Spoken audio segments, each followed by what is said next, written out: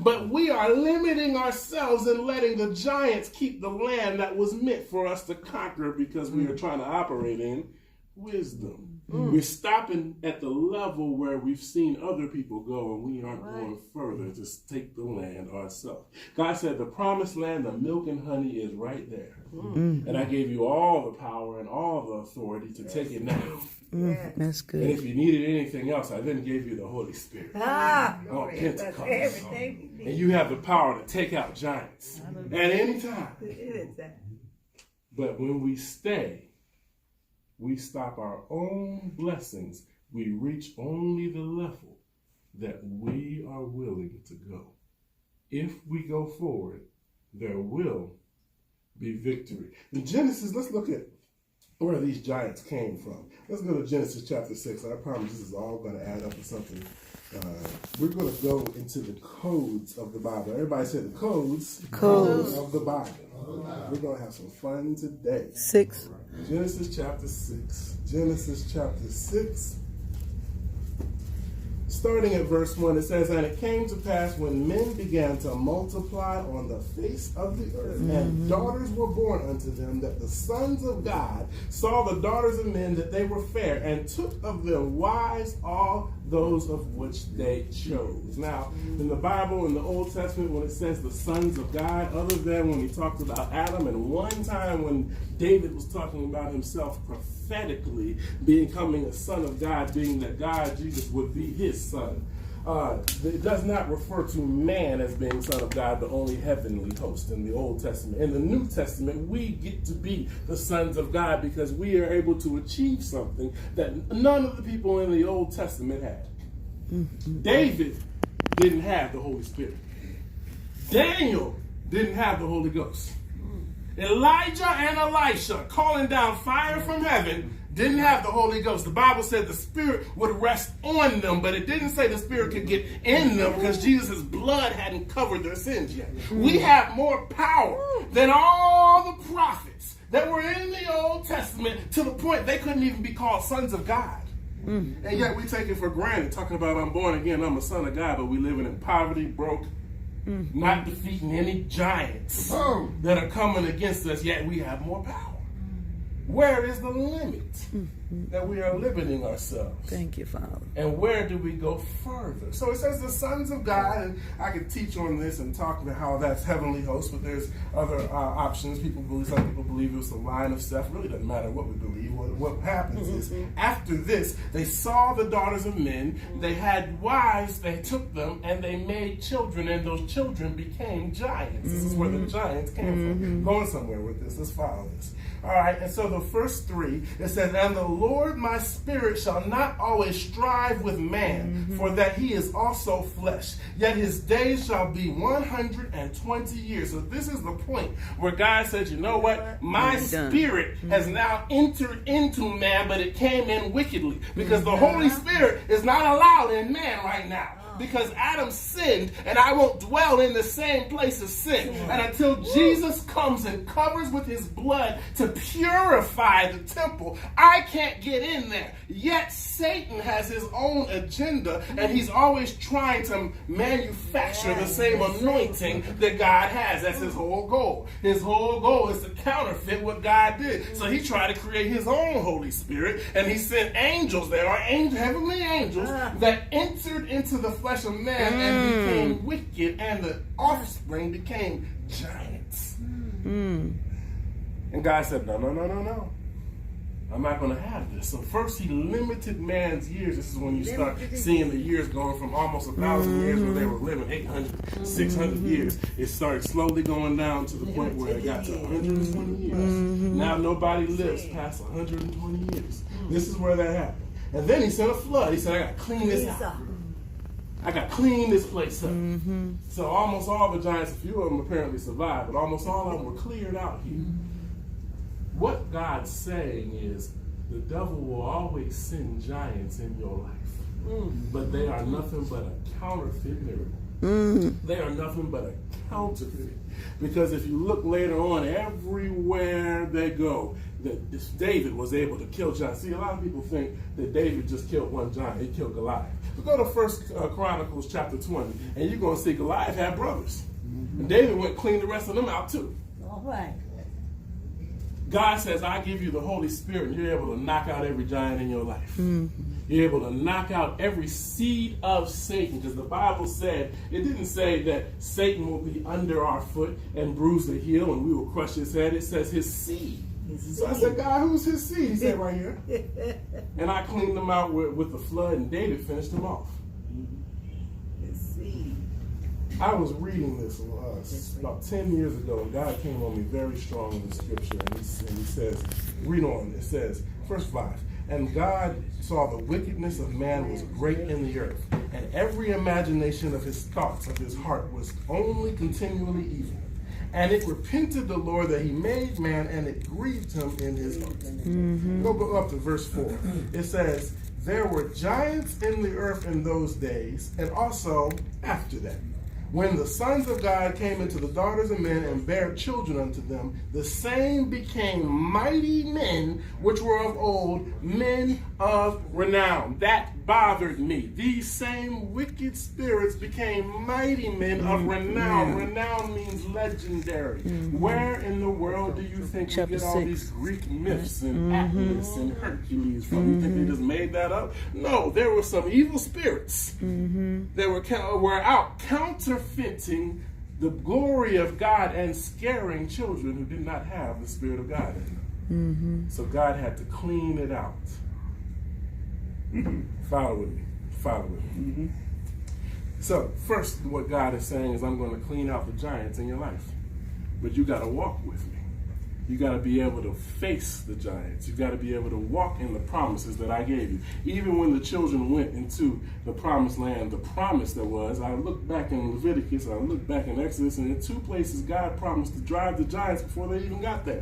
He said, as you arrive, before you get there, I will drive the giants out. At one place, he said, I'll send hornets, and the hornets will drive the giants out right before you get there. Then he got specific. He said, I won't even just send the hornets everywhere. I'm going to send them just right there before you get there so that the land won't be inhabited. But I'm going to allow the giants to inhabit the land, to keep the land until you're about to arrive. Then I'll clean it out so that it's fresh for you.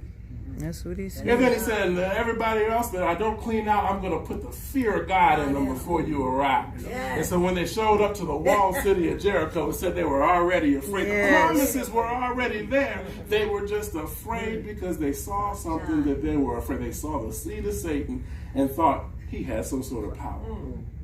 God said there is no power except what you give him. It doesn't matter how big it looks. It does not matter how impossible it appears to be. He has no power except what we give him. So his job is to trick you into thinking he's big and bad. His job is to look at you and say, your credit's not good enough for that. You can't be approved for that. You don't qualify for that. This sickness is too great. Look at all the people who are dying from this sickness. This person is too wicked. There's no way that child will get saved. This situation is too hard. There's no way you'll survive in that. And it appears to be a giant. And he wants you to stop before you go in. But if you just walk on the water like Peter and keep your eyes on him, God says, I will send hornets to drive them out. They were just there holding your place. That's good. They were just there making sure the rest of the world wouldn't walk in because it was for you. Yes, right. And the only reason you haven't gotten it is simply because you haven't taken it. When we realized that the Bible was being literal, when God said that everything is yours, we will start taking things that are ours. John 10:10 said, the thief come not but to steal, kill, and to destroy. But I have come what? That you might have life. And that you might have it how? abundantly. And I've told you this before. What did it call him? It called the devil a thief. If somebody came and stole and destroyed, I would not call them a thief. I would call them a terrorist.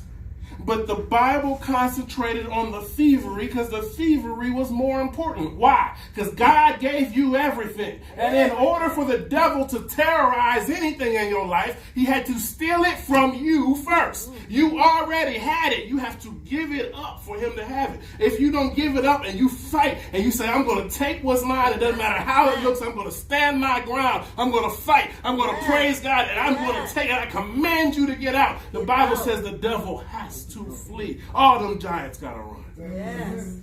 But it is his job to make you think that he's so big That's a job.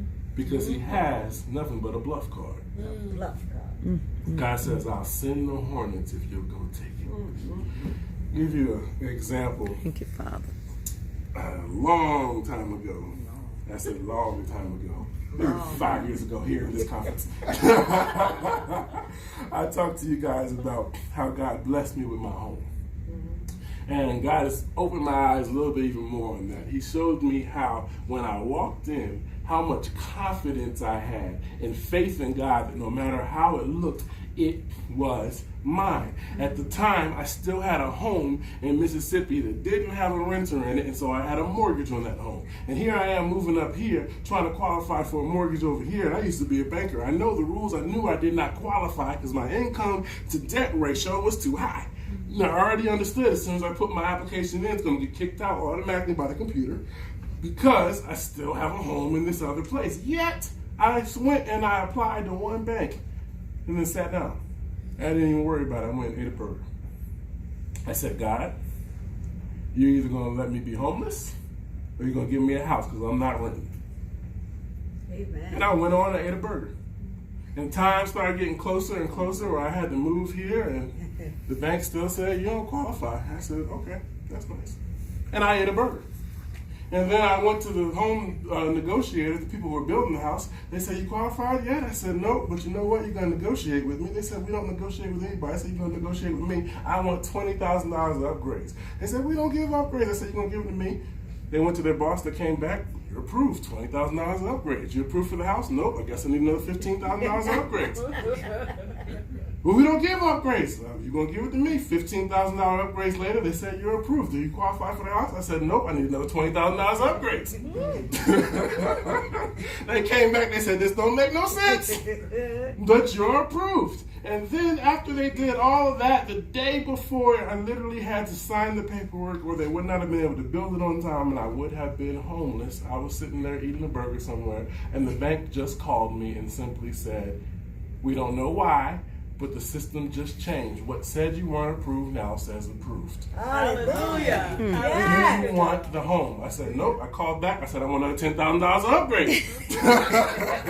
They gave me the upgrades. I signed the paperwork, gave me the home. God brought me recently, when he started teaching me, he says, you qualified for the level of faith that you had. I knew that I owned anything that I want. If I wanted the whole neighborhood was mine. I was being nice by just asking for the $50,000, $60,000, $80,000 upgrades.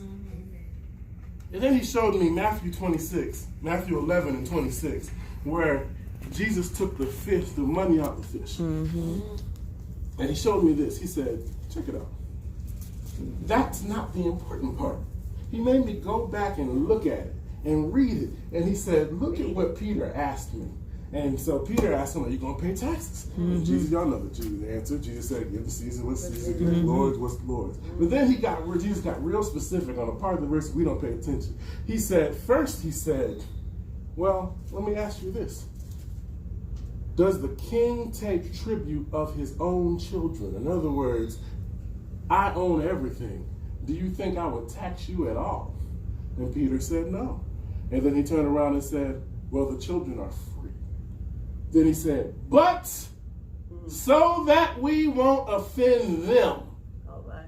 go get the money out of the fish and pay your taxes. What does that mean? You don't owe nobody nothing in the first place because your daddy owns it. Yes. The only reason you're dealing with what you're dealing with is God says so you don't offend them. I need you to still be able to witness to them in the broken down system that they're in. But there is no debt that holds you down. There is nothing that you actually are bound by because you are free. Thank And you, when you realize you're free, then he said, now that house, you got all those miracles on it. If I would have taken my faith further and commanded that thing the same way, whether I take it or be homeless, that it would have been debt free, I wouldn't have a mortgage right now. He said something would have had to come in and break and give you the level of the faith that you Yes. Thank you, Father. because the children are free. It's yours already. Yes. But it's only at the level you're willing to take. Do you stop at where you see the giants or do you go take the promised land? I took $80,000 of upgrades and now I feel like I sold myself short. Woo! Jesus in the Old Testament. I need to just cover that. I need to just cover the giants. God wanted me to deal with you with the giants. Now let's talk about Jesus in the Old Testament because Jesus proved himself. He proved the glory of God all through the Old Testament just so that we would understand who he is, but we missed it. There's so many Jews out there right now, they don't believe in Jesus. They believe in the Torah. They believe in the Pentateuch, the 5 books that Moses wrote. They believe in the Old Testament. They don't believe in Jesus. Yet Jesus said if they just understood the Bible, they would see the whole Old Testament testify of me.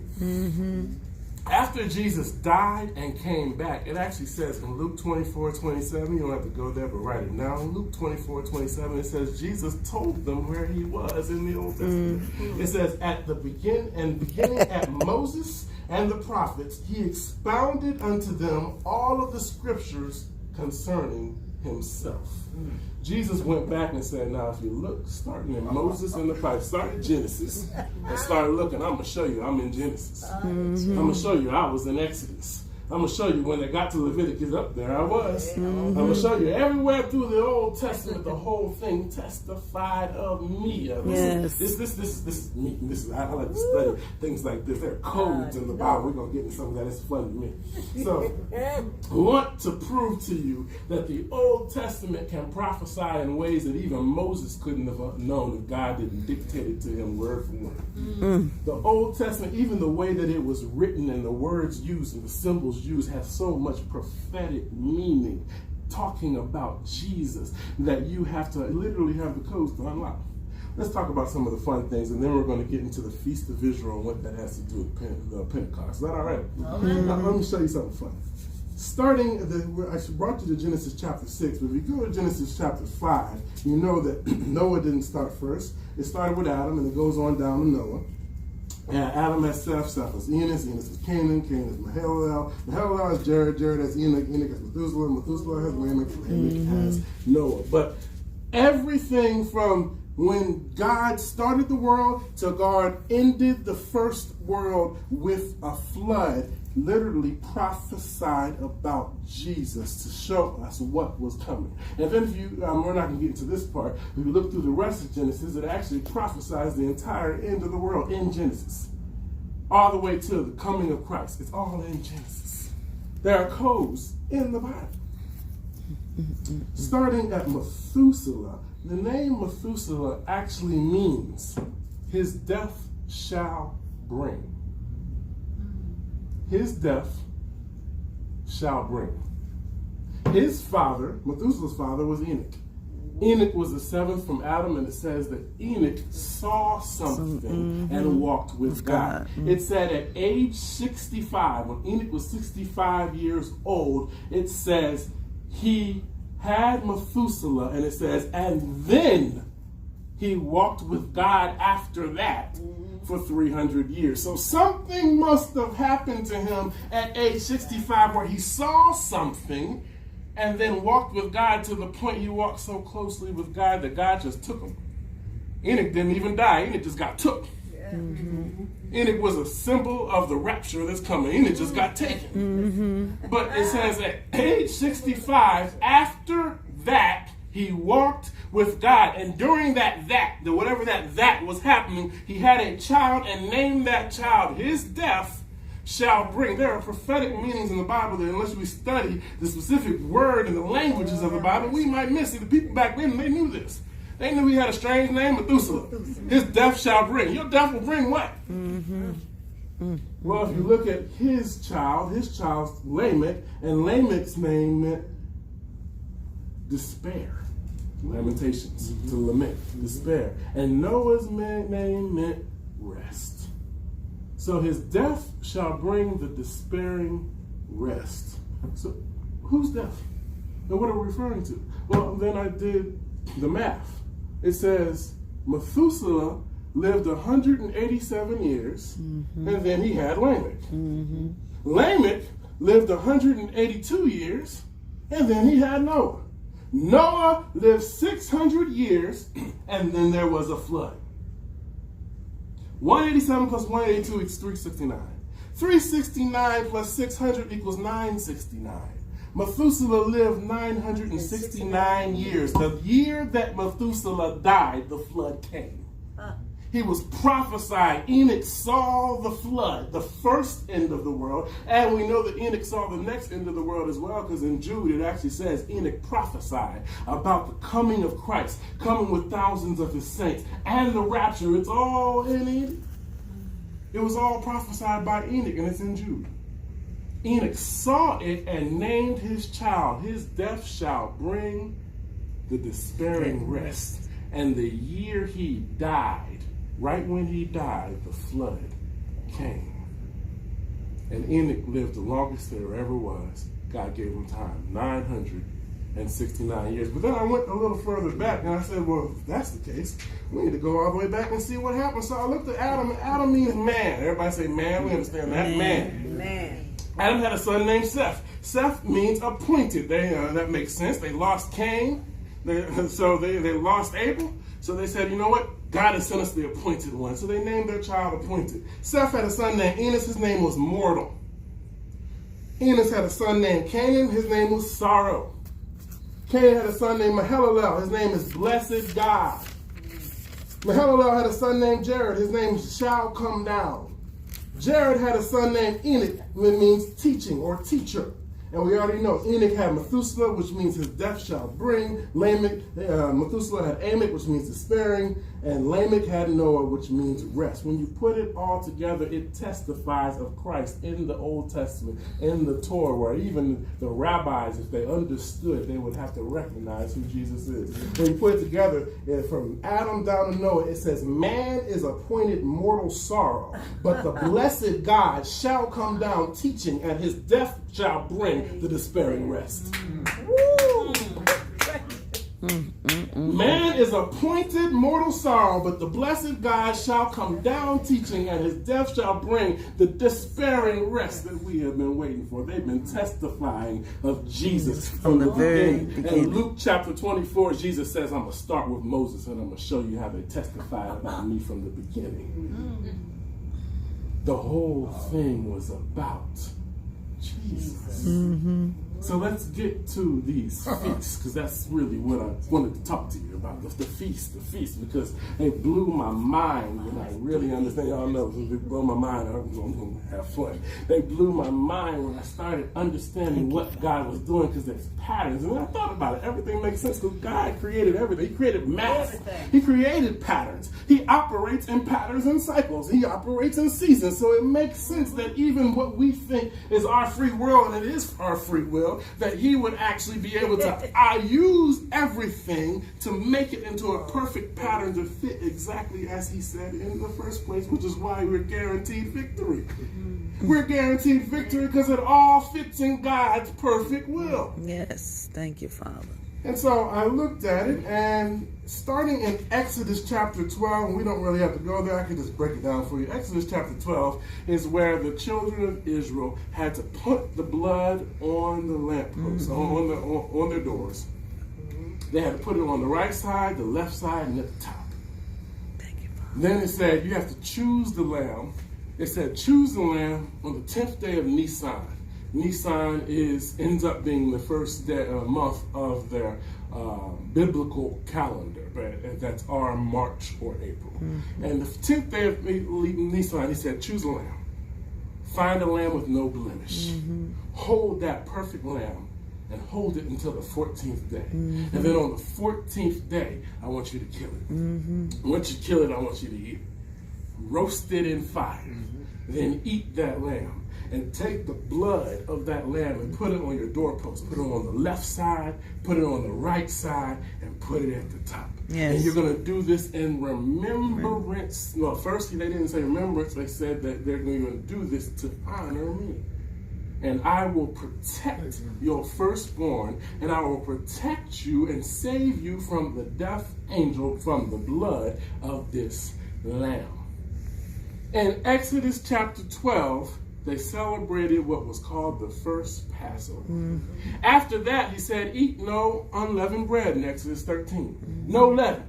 Leaven represents sin. You don't have time for that. Matter of fact, I'm about to be getting you out of this place real fast and in a hurry. You're going to have to come up out of Egypt, and you're not going to have time to wait for the bread to leaven anyway. So Exodus 13, he says, come up out of here quickly so that I can get out and eat bread with no leaven, and do that for 7 days. And so they end up having a celebration for that as well. That's called unleavened bread. Then after that, they get to outside, and God says, now the first fruits that you get from planting, the first fruits that you have, honor it by giving it to me to say thank you for the deliverance from Egypt. So your first fruit, that's going to be a feast to you as well. So there are 3 feasts here. We have the Passover, we have unleavened bread, and then we have first fruits, all in wine, all in the spring season. And as Israel is going through the wilderness and learning, God teaches them that you're going to celebrate this forever. And he calls it the Moedim. Say Moedim. Moedim. It means appointed times, or if you really look at the Hebrew culture, it means rehearsal. Rehearsal. And it says, I'm looking back to show you what I brought you out of, but it is a rehearsal, and a rehearsal doesn't look back, but a rehearsal looks forward. And it says, this you do in the springtime, in the month of Nisan. Starting on the 10th of Nisan, you select the lamb. Starting on the 14th of Nisan, just like you had to do when you're in Egypt, you kill the lamb. Starting on the 15th of Nisan, or the first day, Sabbath after that, we then have first fruit, and you offer up the first fruit of the harvest, and at that point it's called a barley harvest, because that's when they have barley. So give me the first of it. Don't touch it. Give it to me. That first is mine. Then you wait 4 months, and we go into the next set of seasons, the next set of festivals, and from there we go from the Festival of Trumpets. We have the Festival of Atonement, and we have the Festival of Tabernacles. Trumpets represented the things that were happening to the children of Israel and how they were blessed and taken out and gathered together.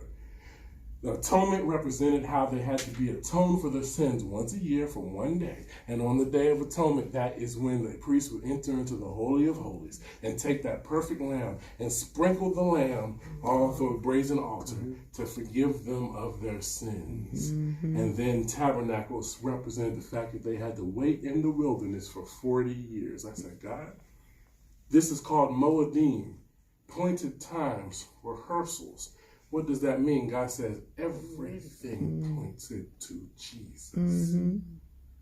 He says, on the 10th day of Nisan, I told you to select the perfect lamb without blemish.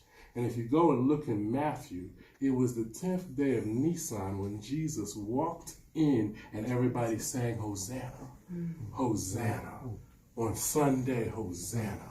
Palm Sunday, the day my daughter was born, was the 10th of Nisan. Then it said 4 days later, you kill that lamb.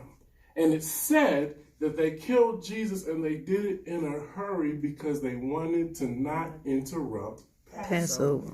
And if you look in biblical times in Hebrew, they started their days in the evening. The next day started at night, the evening before. And the reason they did this is because they're literally following God's command. God followed the moon calendar, not the sun calendar, probably because he didn't want us worshiping the sun. And he was trying to tell us that you are the light that reflects my light. You aren't the source light, you are the reflection. So follow the moon. So if you look in Genesis chapter 1, when it says that God created the earth, it says, and the evening and the morning was the first day. It started with evening, said, and the evening and the morning was the second day. So they start in the evening. So before the next night would start, they had to eat the